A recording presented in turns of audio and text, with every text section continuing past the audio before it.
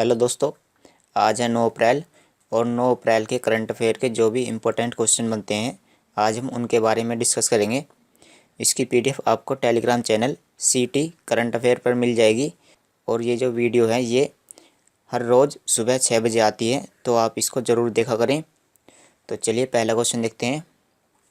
Forbes क्या है? ये कंपनी का नाम है, FORBS। तो फोर्ब्स के द्वारा जारी भारत के 10 सबसे अमीर आदमियों की सूची में पहले स्थान पर कौन है? तो सबसे अमीर आदमी कौन है भारत के अंदर? अगर भारत के अंदर बात करें तो मुकेश अंबानी सबसे अमीर आदमी हैं और उनके बाद कौन आते हैं? उनके बाद आते हैं गौतम अडानी, ये दूसरे स्थान पर हैं। भारत के अंदर ये हैं पहले स्थान पर मुकेश अंबानी। और वर्ल्ड की बात करें तो वर्ल्ड में सबसे पहले स्थान पर कौन है? वर्ल्ड में सबसे पहले स्थान पर है जेफ बेजोस, जो अमेजोन के मालिक हैं। ये हैं अमेजोन के मालिक। और दूसरे स्थान पर कौन है वर्ल्ड में? एलन मस्क, जो टेस्ला या इनकी बहुत सारी कंपनी हैं, ये टेस्ला के भी मालिक हैं और साथ में इनका स्पेस प्रोग्राम भी चलता है। ये स्पेस एक्स कंपनी के भी मालिक हैं। और तीसरे स्थान पर है बर्नार्ड अर्नोल्ड। ठीक है ना, तो ये 3 टॉप पर हैं। और ये जो फोर्ब्स ने सूची या रैंक जारी की है, ये इसकी 35वीं रैंक है। ये हर साल अपनी रैंक जारी करता है। तो पहले स्थान पर है जेफ बेजोस, दूसरे स्थान पर एलन मस्क और तीसरे स्थान पर है बर्नार्ड अर्नोल्ड। और इसमें ही 10वें स्थान पर कौन है? 10वें स्थान पर है भारत के मुकेश अंबानी। अगर हम बात करें तो मुकेश अंबानी जो है वो विश्व में 10वें स्थान पर है और भारत में और एशिया में, भारत में भी और एशिया में भी ये पहले स्थान पर हैं। ये ठीक है ना, एशिया में ये सबसे अमीर व्यक्ति हैं और साथ में भारत में भी।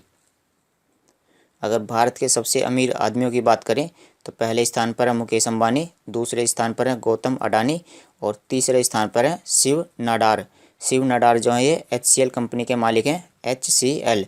और ये जो गौतम अडानी है, इनकी कई कंपनियां हैं, यानी इनके कई बिजनेस हैं। जैसे इनका पोर्ट्स का बिजनेस है या इनका एनर्जी का भी बिजनेस है, जो ग्रीन एनर्जी होती है, सोलर एनर्जी, ये उस पर भी काम करते हैं।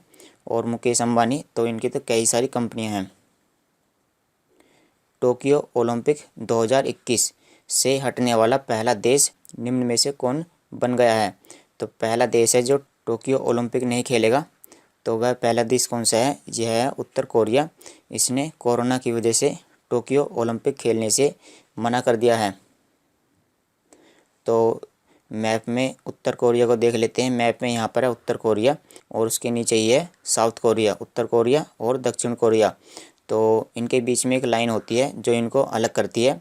तो ये जो लाइन है इसका नाम क्या है? 38 डिग्री अक्षांश। 38 डिग्री अक्षांश उत्तर कोरिया और नॉर्थ कोरिया को अलग करती है।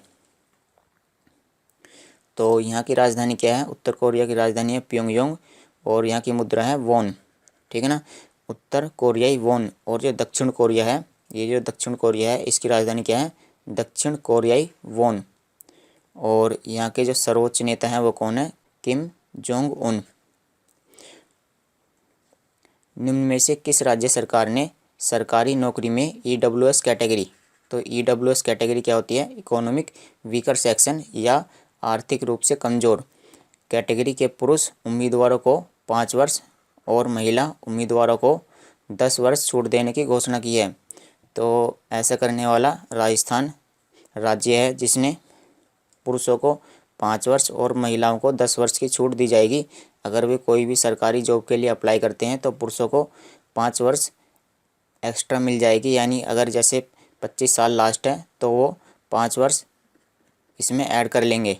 और इसी तरह से महिला की अगर 25 साल लास्ट है तो उसमें वो 10 साल ऐड कर सकती हैं, यानी 10 साल बाद भी वो सरकारी नौकरी के लिए अप्लाई कर सकती हैं। तो राजस्थान के बारे में जान लेते हैं। मैप में ये है राजस्थान और यहाँ की राजधानी क्या है? जयपुर। यहाँ के मुख्यमंत्री हैं अशोक गहलोत और यहाँ के राज्यपाल हैं कलराज मिश्र।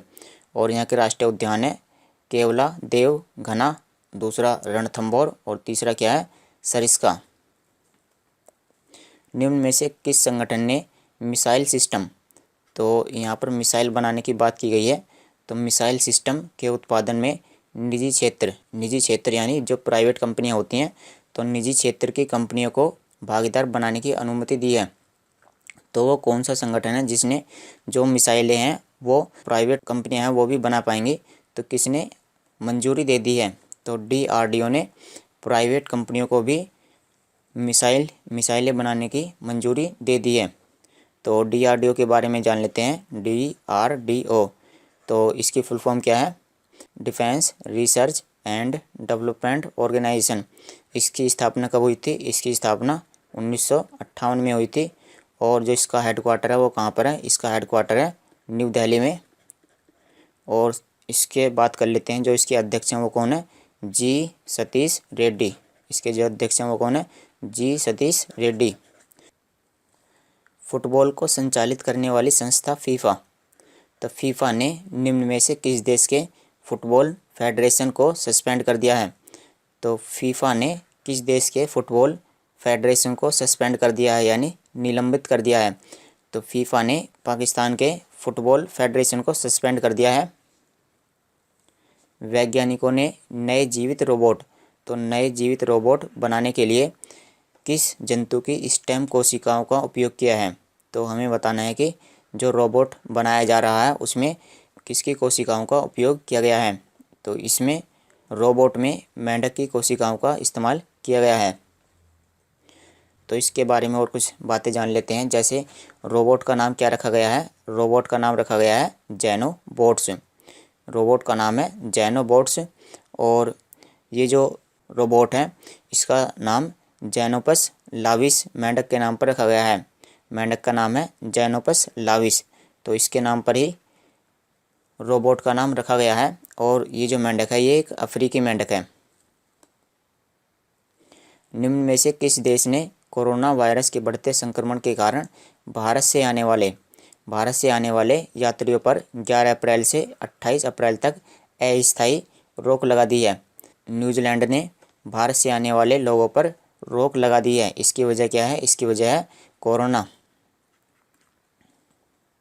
चलिए न्यूजीलैंड के बारे में जान लेते हैं। इसकी राजधानी क्या है?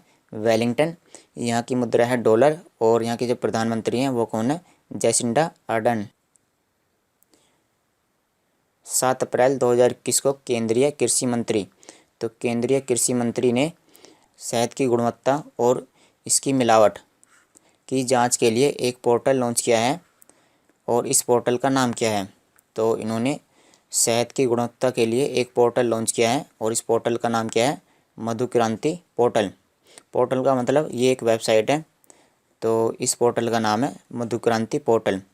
तो केंद्रीय कृषि मंत्री जिनका नाम क्या है? नरेंद्र सिंह तोमर, इन्होंने ये पोर्टल लॉन्च किया है। वैज्ञानिक अनुसंधान के लिए यानी वैज्ञानिक रिसर्च के लिए खोज के लिए 30वें GD बिड़ला पुरस्कार यानी 30वें GD बिड़ला पुरस्कार से किसे सम्मानित किया गया है?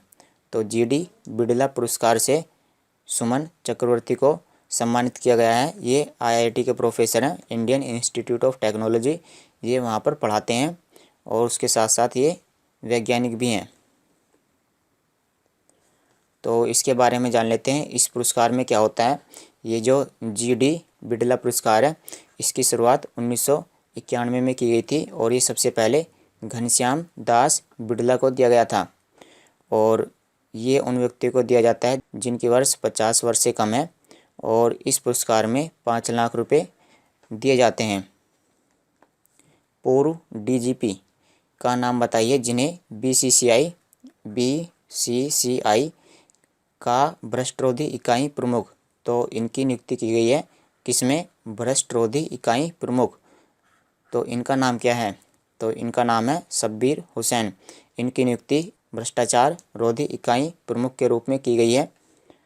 तो इससे पहले यहाँ पर कौन काम करते थे? इससे पहले यहाँ पर थे अजीत सिंह, जिनका 31 मार्च को कार्यकाल समाप्त हो गया। चलिए BCCI के बारे में जान लेते हैं। इसकी फुल फॉर्म क्या है? Board of control for cricket in India. तो इसकी स्थापना 1928 में हुई थी और इसका जो हेडक्वार्टर वो कहाँ पर है? इसका हेडक्वार्टर है मुंबई में। और इसके जो वर्तमान अध्यक्ष हैं वो कौन है? सौरभ गांगुली। और इसके जो उपराष्ट्रपति हैं या वाइस प्रेसिडेंट है वो कौन है? राजीव शुक्ला। उस जहाज़ का नाम बताइए जिसे मॉरिशस एक देश का नाम है, मॉरिशस में हाइड्रोग्राफिक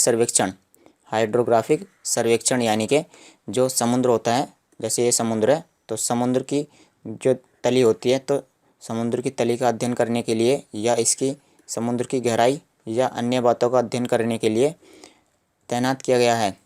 तो ये भारत का जहाज़ है और इसका नाम क्या है? आईएनएस सर्वेक्षण।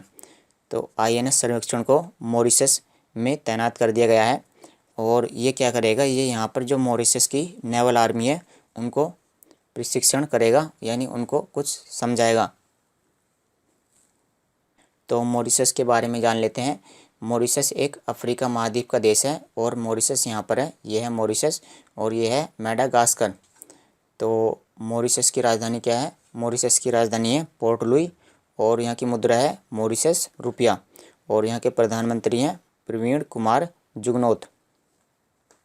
आरबीआई ने वास्तविक सकल घरेलू उत्पाद वृद्धि दर यानी जीडीपी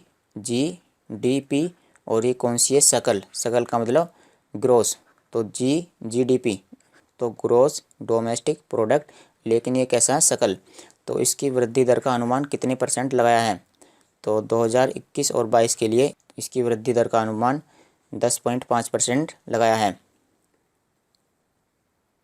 और आरबीआई ने जो रेपो रेट होती है जो कितने % है? वर्तमान में 4% है, इसको अपरिवर्तित रखा है। साथ ही जो रिवर्स रेपो रेट होती है यानी आर रिवर्स रेपो रेट, इसको भी अपरिवर्तित रखा है और ये कितने % है? 3.5%। रेपो रेट यानी आर तो ये कितनी है? 4% है और रिवर्स रेपो रेट कितनी है? 3.5%। और जो जीडीपी का अनुमान है वो भी अपरिवर्तित है और वो कितना है? 10.5%। चलिए आरबीआई के बारे में जान लेते हैं। इसकी स्थापना 1 अप्रैल 1935 ईस्वी में हुई थी और इसका जो राष्ट्रीयकरण है वो 1 जनवरी 1949 ईस्वी में हुआ था। इसका मुख्यालय मुंबई में है और इसके जो गवर्नर हैं वो कौन है? शक्तिकांत दास। हाल ही में आरबीआई ने अपना स्थापना दिवस मनाया था और ये कौन सा स्थापना दिवस था? ये इसका 86वां स्थापना दिवस था और ये 1 अप्रैल को मनाया गया था। चलिए दोस्तों, आज की वीडियो में इतना ही। इसकी पीडीएफ आपको Telegram channel city current affair पर मिल जाएगी। Thanks for watching the video. कल मिलते हैं आपसे।